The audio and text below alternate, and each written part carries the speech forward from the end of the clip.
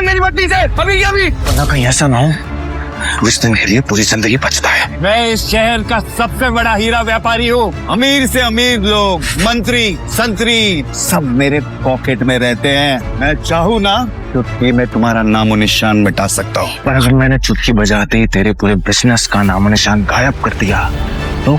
अभिनव ने अपना फोन निकाला और किसी को एक मैसेज भेजा। अगले ही पल उस अमीर आदमी को एक कॉल आया। व्हाट? ये सब कैसे हो सकता है पापा? कोई हमें बर्बाद करने का कोशिश कर रहा है। क्या तुमने कोई बड़े आदमी को नाराज किया है? अगर किया है तो तुम अभी उससे माफी मांगो, वरना कल तक हम सड़क पर आ जाएंगे। आखिर तुम हो कौन? अभिनव गुड़गांव में रहता था और डिलीवरी बॉय का काम करता था। उसकी जिंदगी में बस एक ही खुशी थी, उसकी girlfriend Vaibhavi. Oh come on यार वैभवी, तेरा स्टैंडर्ड इतना गिर जाएगा मुझे नहीं पता था। दोस्तों, तुम लोगों को मेरे ऊपर डाउट था ना, मेरे स्टैंडर्ड्स पर डाउट था। अब बताती हूँ मेरे स्टैंडर्ड्स क्या है। मैं तुमसे ब्रेकअप कर रही हूँ। और नहीं तो क्या, बेचारी कब तक तुझ जैसे गरीब के साथ ऐसी आधी पेस्ट्री खाती रहेगी। ये तुमने अच्छा नहीं किया वैभवी, बहुत गलत किया तुमने मेरे साथ, बहुत गलत किया। सनी के आदमी अभिनव को उठाकर सीधा रूम नंबर 409 में घुस गए। वहाँ पहले से सनी की बहन अनन्या सोई हुई थी। तुमने मेरी पोती के साथ रात गुजारी है ना, आज से हमारे परिवार के कानून के हिसाब से तू सिंह परिवार का दामाद है। अनन्या, मुझे शाम को अकरम की पार्टी में ये तुम्हारे साथ जरूर नजर आना चाहिए। क्यों मेरी जिंदगी बर्बाद कर दी तुमने? अनन्या की आंखों में दिख रहा था कि वो अभिनव से कितनी नफरत करती थी। अभिनव भी पार्टी में इतने बड़े लोगों के बीच जाने से घबरा रहा था। उसी घबराहट में उसने कब अपने पापा की अंगूठी को उंगली में गोल गोल घुमाना शुरू कर दिया। इस अंगूठी को उतार दो प्लीज। सॉरी पर ये अंगूठी मेरा सब कुछ है। अकरम का घर किले जैसा था, जिसके चारों तरफ बाउंसर्स बंदूकें लिए खड़े थे। जैसे ही अनन्या और अभिनव अंदर आए तो इतने में उसकी नजर देवेन से टकरा गई। यहाँ क्या कर रहा है साले? अनन्या, पागल हो गई हो तुम? इस सड़क छाप में ऐसा क्या देख लिया किससे शादी कर ली? जुबान संभाल के बात कर, नहीं तो क्या कर लेगा तू? बोलना, क्या कर लेगा? देवेन भी तैश में आ गया। अभिनव उसके ऊपर हाथ उठाने ही वाला था। इतने में उन दोनों का झगड़ा देख पार्टी का ऑर्गेनाइजर अकरम वहाँ पहुँच चुका था। क्या हो रहा है यहाँ?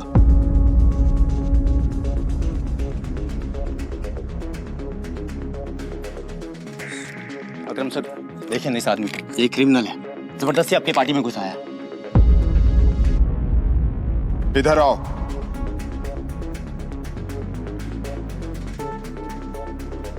कौन हो तुम और यहाँ कैसे आए? एक्चुअली ये मेरे पति है। अकरम को अनन्या की बात पर विश्वास नहीं हुआ। तुम इस पार्टी में इनवाइटेड नहीं हो। इससे पहले कि मैं पुलिस को बुलाऊं, चले जाओ यहाँ से। Thank you Akram sir. Ananya, तुम भी इससे दूर रहो, साला गरीब कहीं का। रुको। अकरम भागते हुए अभिनव के पास गया और उसकी अंगूठी को देखने लगा। मुझे तुमसे कुछ जरूरी बात करनी है, अकेले में। अच्छा चलो। अकरम ने कहा और अभिनव का हाथ पकड़कर उससे अपने साथ अंदर ले जाने लगा। अनन्या, देवेन, सनी और पार्टी में मौजूद बाकी लोग ये देख हैरान हो गए थे।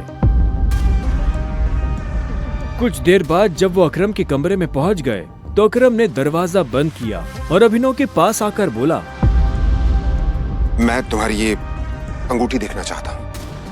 क्यों? डरो मत, मैं ऐसे मांगने वाला नहीं हूँ, बस मुझे इसमें कुछ देखना है, प्लीज।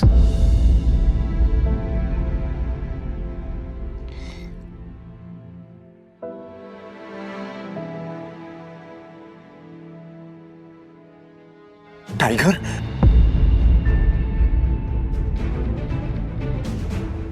टाइगर? अभिनव ने अकरम के मुंह से ये शब्द सुना तो वो हैरान हो गया। उसे अचानक से अपने पिता के वो आखिरी शब्द याद आ गए जो उन्होंने अभिनव से विदा लेते हुए कह दिए थे। लेकिन अभिनव हैरान था, उससे समझ नहीं आ रहा था कि अकरम ये सब कैसे जानता था। आखिरकार मैंने तुम्हें ढूंढ ही लिया टाइगर। टाइगर? हाँ, पिछले 18 सालों से मैं तुम्हें ढूंढने की कोशिश कर रहा हूं। तुम हमारे टाइगर हो, हमारी हजारों करोड़ों की एम्पायर के वारिस, जिसे हम 3 दोस्तों ने मिलकर शुरू किया था। मैं, तुम्हारे पापा संजय गढ़वाल और राणा अग्निहोत्री। वो देखो।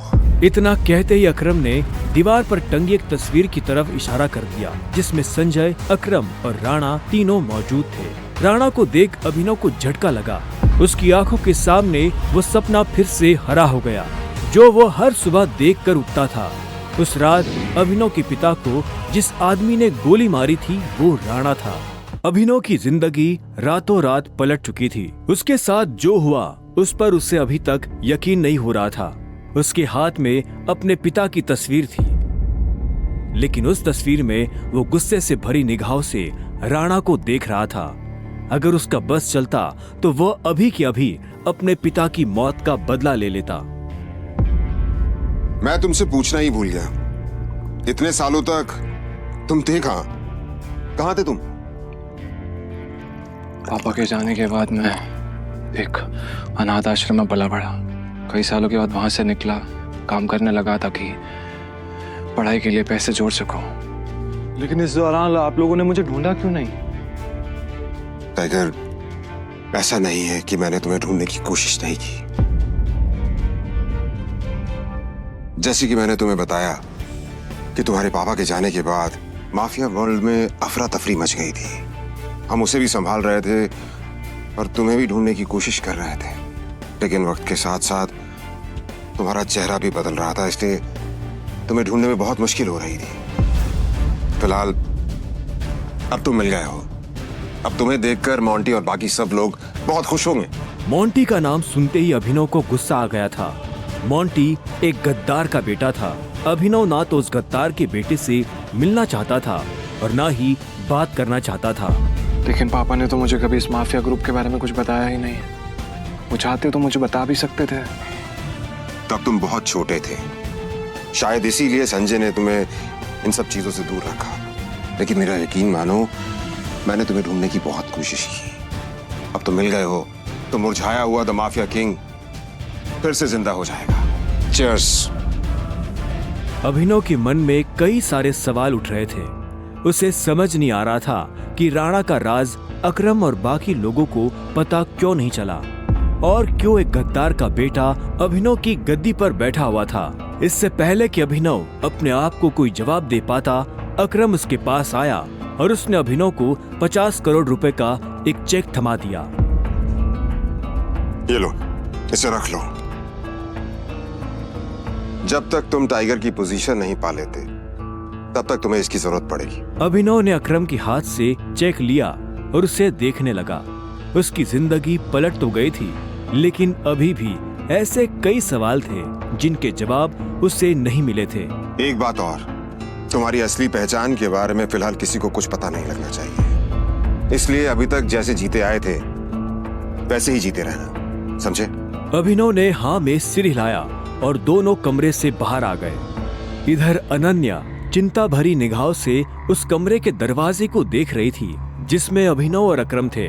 वो ये जानने के लिए बेताब थी कि उन दोनों के बीच अंदर क्या बात हो रही थी और अभिनव को आने में इतनी देर क्यों लग रही थी। लगता है आज अभिनव अपनी दवा चखेगा।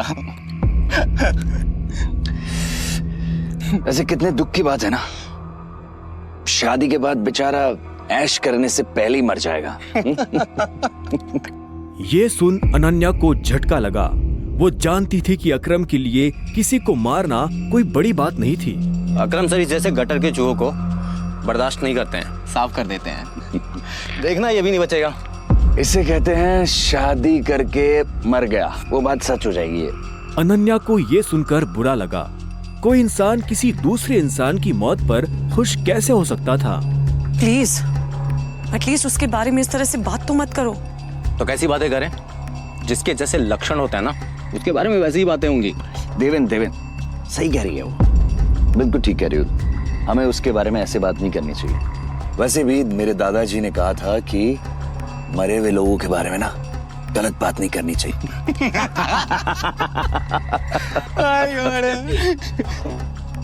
इससे पहले कि अनन्या कुछ कहती, अकरम अभिनव को लेकर बाहर आ रहा था। अभिनव के बदन पर एक छोटी सी खरोच भी नजर नहीं आ रही थी। जब देवेन और सनी ने ये देखा तो उनका मुंह हैरानी के मारे खुला का खुला रह गया। इसे देख के तो लग ही नहीं रहा है कि अकरम सर ने इसे हाथ भी लगाया है। वैसे जितनी देर तक ये दोनों कमरे के अंदर थे अब तक तो इसकी नाक टूटी हुई होनी चाहिए थी, पर ये तो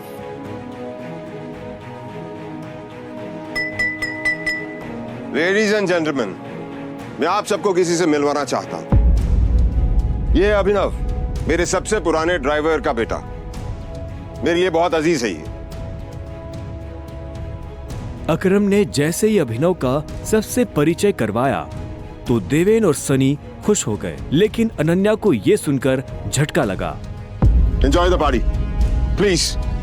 इतने में अकरम ने कहा और अभिनव को अकेला छोड़ बाकी लोगों से मिलने के लिए निकल गया। देवेन और सनी को अभी तक समझ नहीं आ रहा था कि अकरम अभिनव को इतना भाव क्यों दे रहा था। अभिनव को इस बात से कोई लेना देना नहीं था कि सनी और देवेन उसके बारे में क्या सोच रहे थे। उसकी आंखों के सामने बस रह रहकर अपने पिता की शक्ल आ रही थी। उसे वो रात याद आ रही थी जिस रात को राणा ने संजय को गोली मारी थी। अभिनव को ये भी याद आया कि उसे खुद भी गोली लगी थी, लेकिन उसकी किस्मत अच्छी होने की वजह से वो बच गया था।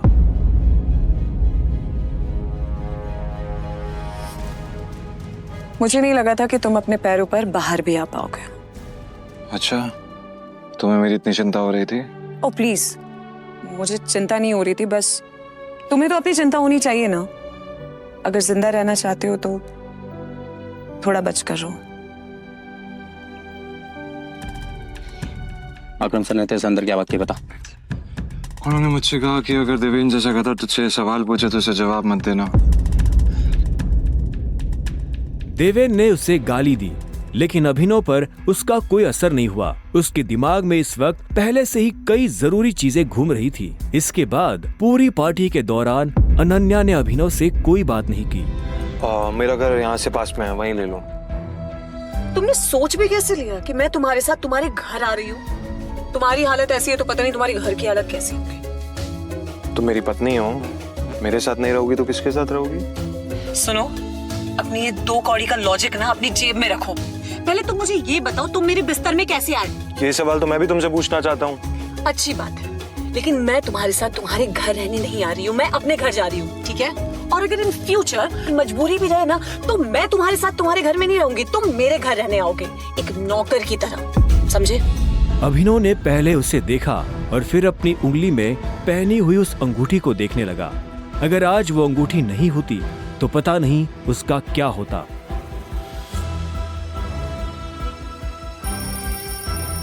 अगली सुबह जब अभिनव का अलार्म बजा तब वो फिर से वही सपना देख रहा था। अलार्म की आवाज सुन वो झटके से उठा और अपने बिस्तर पर बैठ गया। उसने उठते ही मन ही मन सबसे पहले अकरम को धन्यवाद दिया, जिसने उसके पिता की कंपनी को इतने सालों बाद भी जिंदा रखा, लेकिन साथ ही उसे अपने पिता को खोने का मलाल भी था। इसी ख्याल के साथ अभिनव बिस्तर से उठा और अपने काम पर जाने के लिए तैयार होने लगा। अकरम के हिसाब से उसकी डिलीवरी बॉय की जॉब उससे अपनी पहचान छुपाने में काफी मदद कर सकती थी। अभिनव ने अपनी जेब में अकरम का दिया हुआ चेक डाला और घर से निकल गया।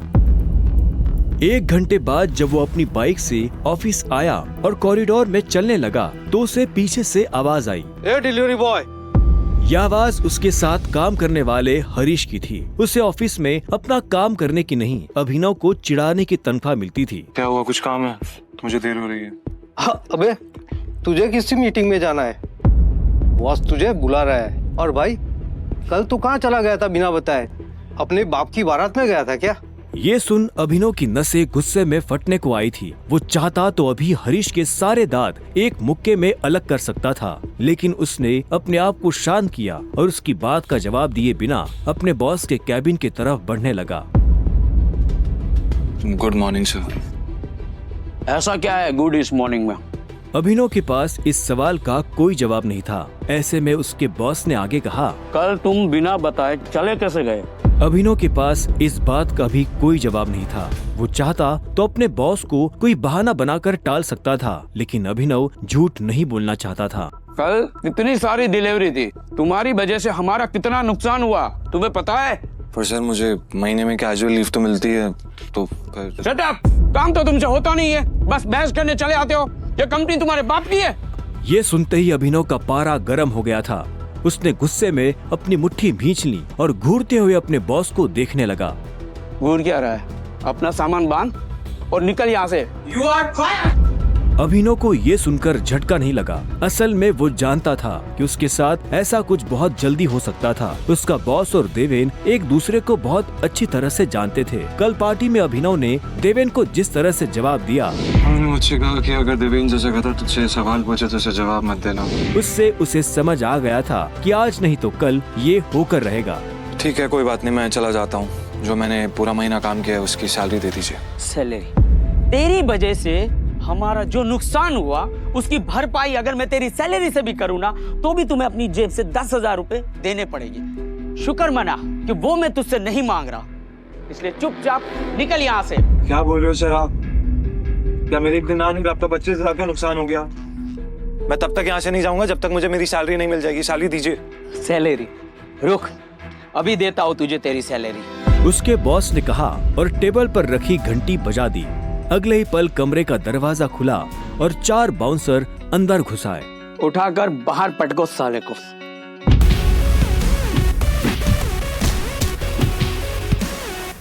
बॉस के मुंह से ये सुनते ही वो चारों अभिनव पर धावा बोलने के लिए टूट पड़े, लेकिन इससे पहले उनमें से कोई अभिनव पर हमला कर पाता, अभिनव ने उन्हें पटकनी दे दी थी। उसने किसी का हाथ तोड़ा तो किसी का पाँव, किसी के पेट में मुक्का मारा तो किसी के पेट पर लात। देखते ही देखते बॉस के सारे आदमी ढेर हो गए थे।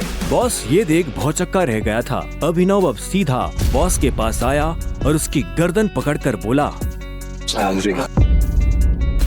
बॉस ने घबराहट में अपने ड्रॉर से कैश निकाला और कांपते हाथों से अभिनव को थमा दिया। अभिनव ने कैश देखा और बॉस की गर्दन छोड़ वहाँ से बाहर निकलने लगा। इससे पहले कि वो बाहर आता, उसने बॉस की आंखों में देखा और बोला, और एक बात याद रखना, अगर आज के बाद किसी के बाप पे गया ना तो गर्दन तेरी होगी, पंजा मेरा। ये सुन बॉस के होश उड़ गए थे। उसे पता था कि अभिनव एक गुस्सैल आदमी है, लेकिन उसने कभी उसका गुस्सा देखा नहीं था। इधर अभिनव भी जब ऑफिस से बाहर आया तो उसे एक अनजान नंबर से फोन आया। अभिनव ने फोन उठाया। हेलो, कौन? टाइगर, अकरम। हाँ कहिए। मुझे तुम्हें किसी से मिलवाना है, वो भी हमारे माफिया वर्ल्ड का एक बहुत बड़ा नाम है, और साथ ही साथ तुम्हारे पापा और मेरा जिगरी यार भी, बलराज। मैं चाहता हूं कि बलराज को पता चल जाए कि हमारा टाइगर वापस लौट आया है, इसलिए शाम को साथ में डिनर करेंगे होटल सफायर में। एड्रेस तुम्हें भेज रहा हूं, ठीक है? सिया। क्या आपको सच में लगता है मुझे बलराज जी से मिलना चाहिए? वो अभी तक बलराज के नाम से कांप रहा था। अकरम भी उसकी घबराहट समझ गया था। बलराज जी, सिर्फ बलराज कहो। तुम टाइगर हो यार, और जंगल में सारे जानवर टाइगर के नाम के आगे जी लगाते हैं, लेकिन टाइगर कभी किसी जानवर के नाम के आगे जी नहीं लगाता। चलो शाम को मिलते हैं, बाय। अकरम के मुंह से ये बात सुनते ही अभिनव का कॉन्फिडेंस बढ़ गया था। वो अब उस टाइगर जैसा महसूस कर रहा था जो जू से निकलकर जंगल में आ गया हो। अभिनव अपने पुराने ऑफिस से निकलने के बाद अपने घर आ गया था। वो इतने आराम से अपने बिस्तर पर आखिरी बार कब लेटा था उसे याद ही नहीं था। वो बड़ी एक्साइटमेंट के साथ कमरे के दरवाजे की तरफ देख रहा था। Pizza delivery. सर, ऑर्डर सिर्फ 500 का था, आपने मुझे 1000 क्यों दिए? तुम डिलीवरी वाले बहुत मेहनत करते हो दोस्त, ये 500 रुपए तुम्हारी टिप। Thank you sir. इधर अभिनव उस पिज्जा बॉक्स को ध्यान से देख रहा था। उसे याद नहीं आ रहा था कि उसने आखिरी बार पिज्जा कब खाया था। वैभवी और अपने लिए घर लेने के चक्कर में उसने अपनी कितनी इच्छाओं को मारा था, इसका एहसास उसे आज हो रहा था, लेकिन अब वो रुकने वाला नहीं था। शाम को अभिनव होटल सैफायर जाने के लिए तैयार होने लगा था। उसने ग्रे कलर की शर्ट और ब्लैक कलर की पैंट पहनी थी। अभिनव के पास पहनने के लिए इससे अच्छा और कुछ नहीं था। जैसे ही उसने होटल को बाहर से देखा तो देखता ही रह गया। उसने आज तक इतने बड़े होटल को इतने पास से नहीं देखा था। रुको, अंदर का जा रहा है? अंदर ही जा रहा हूँ, क्या दिक्कत है? अंदर जाना है तुझे? तुझे क्या लगता है कि मैं तुझे अंदर जाने दूंगा? क्यों नहीं जा सकता मैं अंदर? अभिनव समझ गया था कि चीफ सिक्योरिटी ऑफिसर उसके कपड़े देखकर उसे जज कर रहा था। सुन, मैं तेरे जैसे लोगों को बहुत अच्छे से जानता हूँ, फालतू का तमाशा मत कर, निकल यहाँ से। कैसे जानता है तू मुझे? रिश्तेदार है मेरा, जब मैं अंदर जाने के लिए आया हूँ तो वापस क्यों जाऊंगा? ये होटल क्या तेरे बाप की है? बोलना। ये सुनते ही अभिनव का माथा गर्म हो गया, लेकिन उसने गुस्से में कुछ नहीं किया। वो शांत रहा ताकि लोगों का ध्यान उसकी तरफ ना जाए। अभिनव 2 कदम पीछे हटा और उसने फोन निकालकर अकरम को फोन मिला दिया। हाँ टाइगर, कहाँ पहुँचे? मैं ये होटल की एंट्री पे हूँ अकरम। हमारा टेबल नंबर क्या है? Table number? अरे मैं इस होटल का मालिक हूँ, मुझे टेबल बुक करने की जरूरत नहीं है। तुम अंदर जाओ, आराम से बैठो, बस मैं पहुँचने ही वाला हूँ। मैं अंदर नहीं जा पा रहा हूँ। यहाँ पे कोई ये सिक्योरिटी वाला खड़ा है, वो कह रहा है कि मेरे जैसे इंसानों को अंदर नहीं जाने देता है। वो नहीं, ये कथा। तुम एक काम करो, बस 10 मिनट में मैं पहुँचने वाला, तो वेट करो, ठीक है? और ये इस ऑफिसर की वजह से मैं तुमसे माफी मांगता हूँ। ठीक, नहीं कोई बात नहीं। क्यों, बहुत हीरो बन रहा था ना? मैंने कहा था मैं तुझे अंदर जाने नहीं दूंगा। अगर प्रधानमंत्री को भी कॉल करेगा ना तब भी नहीं, समझा? चल निकल यहाँ से। अरे वो देखो, तुम्हारा निठल्ला एक्स। आजा मजे लेते इसके।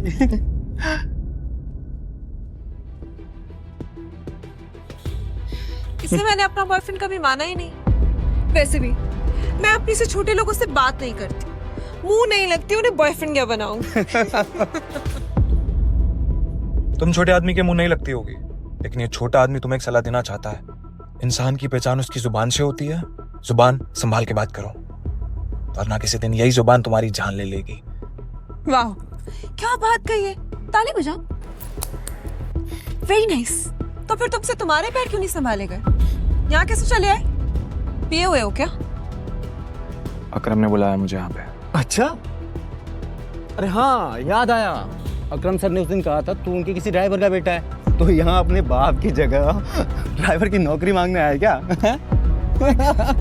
सही है, लेकिन वो रखेंगे नहीं, तेरे जैसे गरीब को वो ड्राइवर भी नहीं रखेंगे। आए हो मतलब तुम्हें बुलाया नहीं गया? वो उठा के चले आए। भिखारी गएंगे। आया नहीं हूँ, बुलाया मुझे, अकरम ने बुलाया है। मुझे पता ही था ये कोई पागल है।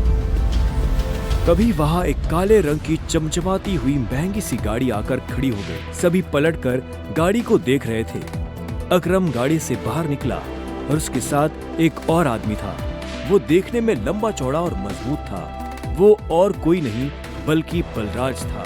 वो एक बहुत ही फेमस कपड़ों की कंपनी का मालिक था और साथ ही द माफिया किंग का एक मजबूत पिलर। उसे देख अभिनव की आंखें खुली की खुली रह गई।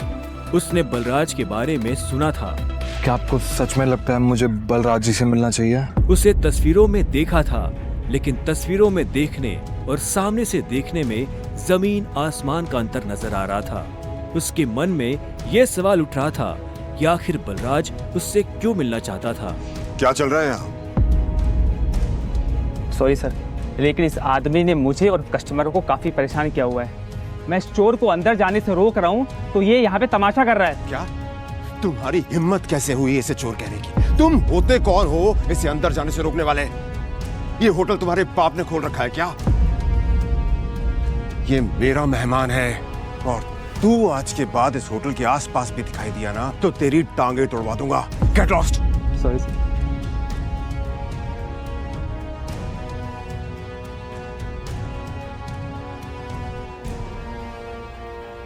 I'm sorry टाइगर, इस बेवकूफ की वजह से। नहीं, असल में तो छोटा आदमी का दुश्मन बना हुआ है आजकल। आओ चलो। अकरम ने अभिनव को अपने साथ अंदर आने का इशारा किया। अभिनव अकरम के पीछे चला जा रहा था। उसे महसूस हो रहा था कि बलराज भी अपने भारी भरकम पैरों के साथ अभिनव के पीछे आ रहा था। कुछ देर के बाद वो होटल के एक आलीशान से कमरे के बाहर आ चुके थे। इससे पहले कि वो अंदर जाते, होटल का मैनेजर उनके पास आया और बोला, good evening sir, welcome sir. Can I get something for all of you? एक काम करो, जो भी लीकर अवेलेबल है उसकी लिस्ट भिजवा दो। Sure sir, but sir if you don't mind, अपने होटल में जितनी भी लिकर्स अवेलेबल हैं मुझे सबके नाम याद है। We have tequila which is of 5 lakh rupees, vodka 8 lakh rupees, biscuit 10 lakh rupees and we have gin जो कि 12 लाख रुपए की। Sir what would you like to have? क्या है कि आज मेरे यहाँ बहुत खास मेहमान आए हैं, तो इसलिए जो सबसे महंगी है वो भिजवा दो और बाकी सब चीज़ें। Sure sir, I will get the best liquor for all of you. Good evening sir. Good evening sir. Akram, hotel तेरा, शराब तेरी, फिर भी तुम्हारा ये मैनेजर तुझे तेरी शराब की रेट क्यों बता रहा था, जबकि तू कोई भी चूज कर सकता है? वो इसलिए मेरे दोस्त क्योंकि मैं दिन देखकर शराब मंगवाता हूँ, और आज का दिन मेरे लिए, इनफैक्ट हम सबकी जिंदगी के लिए बहुत इंपॉर्टेंट दिन है, इसलिए मैंने हम तीनों के लिए महंगी शराब मंगवाई। So let's enjoy. अच्छा आओ। Okay, let's enjoy.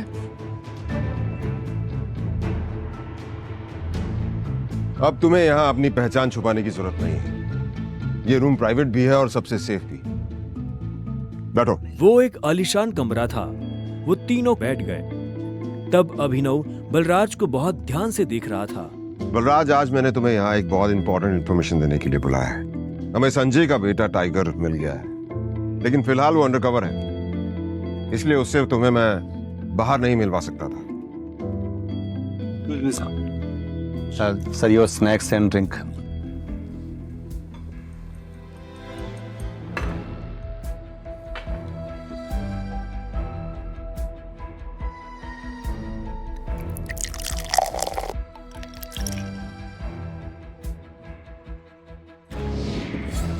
Sir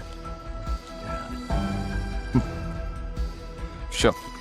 Cheers. Cheers.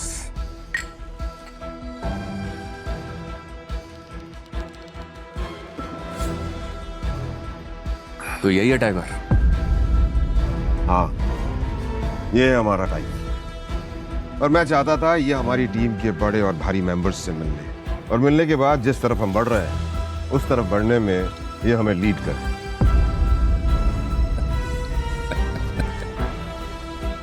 माफ करना दोस्त, पर मुझे थोड़ी हंसी आ रही। वो क्या है ना, सब कुछ तो तू ही बोल रहा है। हमारा ये टाइगर गूंगा है क्या? हाँ बलराज, तुम्हें टाइगर के बारे में इस तरह से बात नहीं करनी चाहिए। माफ करना दोस्त, माफ करना। बोलनेस अच्छी लगी मुझे तुम्हारी। अच्छा,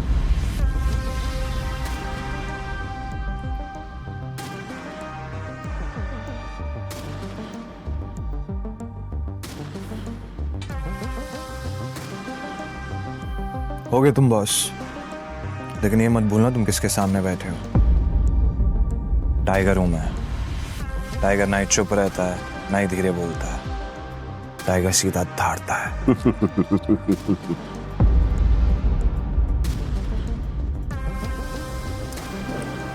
तो तुम टाइगर हो, ठीक है? तो टाइगर ये बताओ, इतने सालों से कहां थे तुम? अब ऐसा तो नहीं हो सकता ना कि इतने सालों के बाद तुम हमारे सर पे आके बैठ जाओ और हम मान लेंगे कि तुम टाइगर हो। मजाक तो नहीं हो रहा है यहाँ? क्यों अकरम, सही कहा ना? और जिस गति की तुम बात कर रहे हो ना, उसको लिया नहीं चाहता, कमाया चाहता है। आई बात समझ में? अच्छे से जानता हूं, छीनना मेरे खून में भी नहीं है।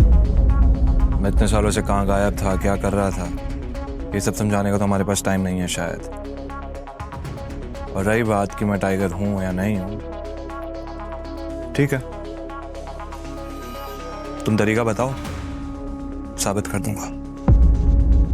शाबाश, ये हुई ना बात।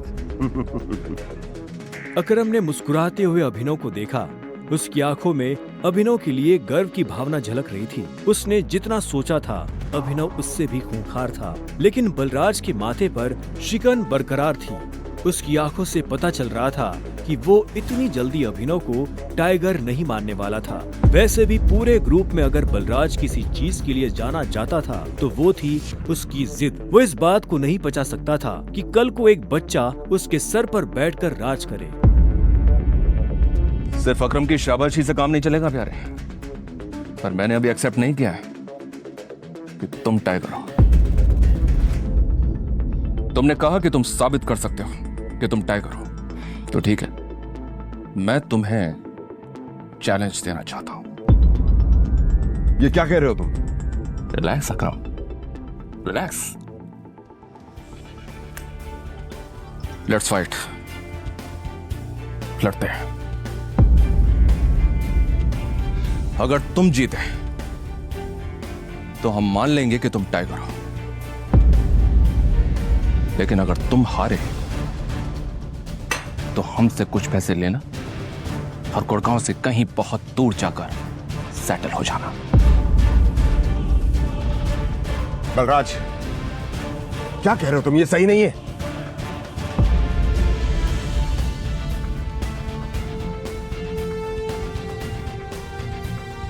Let's fight. कब करनी है लड़ाई? नहीं टाइगर, होल्ड। देखो, तुम्हें किसी को भी कुछ भी साबित करने की जरूरत नहीं है। That's it. अगर मैं जो भी कर रहा हूँ अपनी मर्जी से कर रहा हूँ। आज जो बलराज मेरे मुंह पे बोल रहा है, मैं नहीं चाहता कल को कोई ऐरा गहरा मेरी पीठ पीछे बोला है। अकरम ने अभिनव की आंखों में संजय जैसे तेवर देखे तो उसने एक गहरी सांस ली और सब ऊपर वाले के भरोसे छोड़ दिया।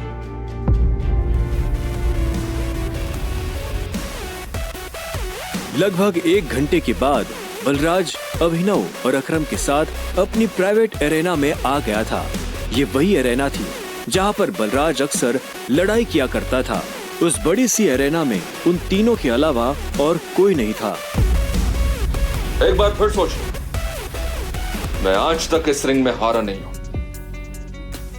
तुम इस रिंग में आज तक इसलिए नहीं आ रहे हो बलराज, क्योंकि तुम्हारा सामना आज से पहले संजय के बेटे टाइगर से नहीं हुआ था। तो अकरम मियां, किस पर दांव लगाओगे? मुझ पर या इस पर? बेवकूफों जैसी बात मत करो। भला टाइगर के होते हुए किसी और पर दांव लगाया जा सकता है क्या? सोच लो, बहुत बुरी तरह पछताओ। दुनिया हंसेगी तुम पर, मुंह दिखाने लायक नहीं रहोगे। चलो फाइट शुरू करते हैं। अभिनव ने बलराज को ऊपर से नीचे तक देखा। वो देखने में भारी था और अभिनव उसके इसी भारीपन पर वार करने वाला था। दोनों के बीच लड़ाई शुरू हुई। उसने जैसे ही अभिनव पर पहला मुक्का मारा तो अभिनव एक बार को सन रह गया। और एक बात हमेशा याद, अपनी आखिरी सांस तक लड़ना है। समझ गया ना टाइगर? ये किसको लेकर आ गए? ये हम पे राज करेगा? हाँ, मैंने कहा था ना कि कोई भी हमारे सर पे आकर बैठ जाएगा और बोलेगा कि मैं टाइगर हूं और हम मान लेंगे। बिल्कुल नहीं। Come on. उसका मुक्का अभिनव की नाक तोड़ता उससे पहले ही अभिनव को होश आ गया और उसने अपना सर नीचे झुका लिया। बलराज का मुक्का खाली गया और वो पलटकर अभिनव को देखने लगा। अभिनव गंभीर था। उसे याद आ रहा था कि बचपन से ही उसके पिता संजय ने उसे लड़ना सिखाया था। बलराज को इस बार गुस्सा आया।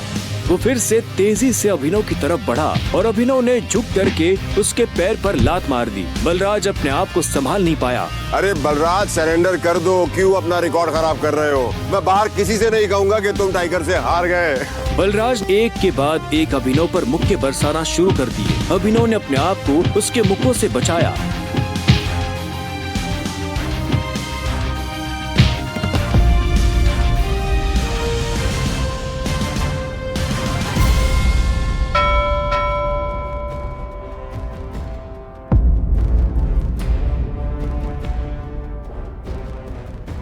अभिनव ने बलराज को छोड़ा और चुपचाप रिंग के कोने में जाकर खड़ा हो गया। बलराज ने मुश्किल से अपने भारी भरकम शरीर को उठाया और दर्द में कराहते हुए बोला, अकरम, मैं जानता तो बहुत खुश हो गया आज।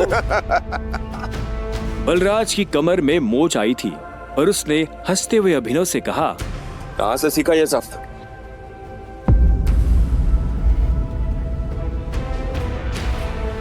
शराब पियोगे मेरे साथ? आज की पार्टी मेरी तरफ से। बलराज, ऐसे नहीं कहते, ऐसे कहते हैं कि टाइगर जी, क्या आप मेरे साथ शराब पिएंगे, पार्टी करेंगे? इस तरह। टाइगर जी, क्या आप आज मेरे साथ शराब पीना पसंद करेंगे? पार्टी करेंगे? हाँ? ओके? राइट। क्यों नहीं?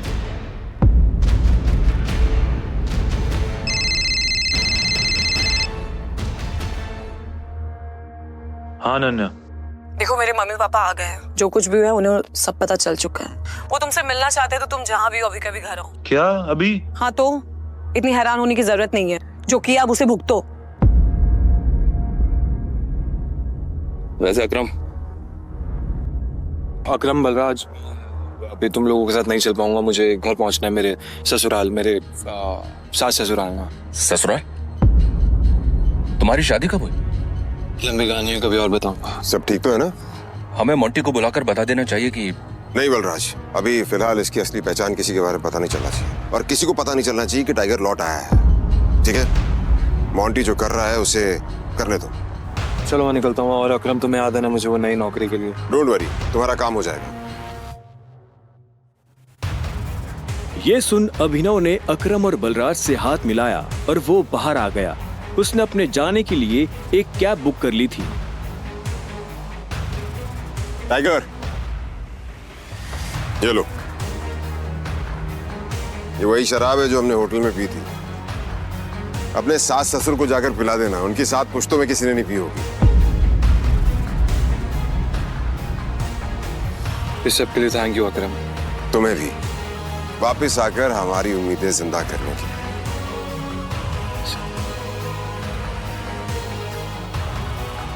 अब आजा, कि अंदर रिंग में ही रहेगा।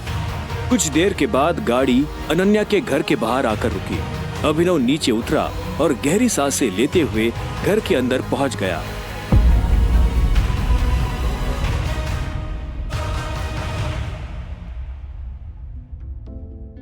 नमस्ते मम्मी जी, नमस्ते पापा जी।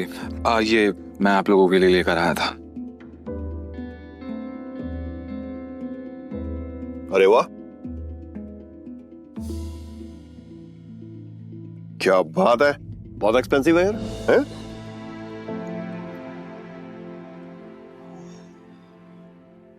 क्या खुशबू है, देख। क्या तुम भी? मुझे तो लगता है ये बॉटल्स कहीं से चोरी करके लाया होगा। तुम्हें लगता है इसके जैसा आदमी इतनी महंगी शराब अफोर्ड कर पाएगा? और तुम ये सब क्यों लाए हो यहाँ पे? हमारे बेटी के साथ जबरदस्ती करने के बाद हमें रिश्वत देना चाहते हो तुम? वो भी चोरी की हुई शराब? सॉरी, लेकिन ना ही मैंने किसी के साथ जबरदस्ती की और ना ही कोई चोरी की है। अच्छा, तो फिर मेरी बेटी के साथ तुम्हारा भूत आया हुआ था? तुम ये सब इसलिए कर रहे हो ना ताकि तुम मेरी बेटी की जायदाद हड़प कर सको? तुमने कहा तुम और कहा मेरी बेटी। अभिनव को ऐसा लगा जैसे उसके सीने में किसी ने छुरा घोंप दिया हो। कोई भी उसकी बात सुनने को राजी ही नहीं था। हाँ, ये बात ठीक है कि वो अनन्या के साथ उसने ये सब जानबूझकर नहीं किया था। उसे खुद नहीं पता था कि वो अनन्या के कमरे में कैसे पहुंच गया। अगर उसे पहले से ये सब पता होता तो वो कभी ऐसा नहीं करता। पर आखिर में अभिनव ने कोई सफाई नहीं दी। उसे पता था कि कोई फायदा नहीं होगा। गूंगे हो? मुंह में जुबान नहीं है तुम्हारे? शर्मिला, बैठ। अभिनव, बैठ जाओ। शर्मिला अभी भी गुस्से में उसे देख रही थी। अभिनव बैठा और राजीव ने आगे कहा, तो वहाँ जो कुछ भी हुआ है हमें उसके बारे में सब कुछ पता है, और अनन्या को भी ये मालूम नहीं है कि उसके साथ कैसे हुआ है। लेकिन मुझे ऐसा लगता है कि वहाँ पे कोई बहुत बड़ी गड़बड़ हुई है। चलो, अब जो कुछ भी है, तुम्हारे और अनन्या का रिश्ता तो बदल नहीं सकते। वैसे भी जो कुछ हुआ उसका उसे मलाल नहीं था। अगर वो अनन्या से नहीं मिलता तो वो अकरम से कभी नहीं मिल पाता। साथ ही वो बाहर की दुनिया में अनन्या का नाम भी खराब नहीं होने देना चाहता था। ऐसे में वो भी नहीं चाहता था कि ये शादी टूटे। तो अभिनव, तुम क्या करते हो? मैं एक डिलीवरी बॉय का काम करता था। और आज मुझे नौकरी से निकाल दिया गया। उसके ये शब्द किसी बॉम्ब की तरह उन दोनों पर गिरे। इससे पहले कि शर्मिला कुछ कहती, राजीव ने कहा, अभिनव, तुम्हें जल्द से जल्द नौकरी ढूंढनी पड़ेगी, और वो भी अच्छी वाली, तभी तुम मेरी बेटी के साथ लीगली शादी कर सकते हो। चलो, अब तुम जा सकते हो। अभिनव उठा और बाहर निकलने लगा। इतने में शर्मिला के गुस्से में और एक उबाल आया और वो अभिनव के पीठ पीछे बोली, देखा कितना ढीठ है ये। ओवर कॉन्फिडेंस तो देखो इसका। जेब में 10 रुपए नहीं है और चल ऐसे रहा है जैसे जंगल का टाइगर हो। राजू, तुम्हें लगता है इस जैसे ली कोई नौकरी पे रखेगा? रखेगा नहीं, रखेंगे। मेरे लिए काम की कमी नहीं है। सुना तुमने?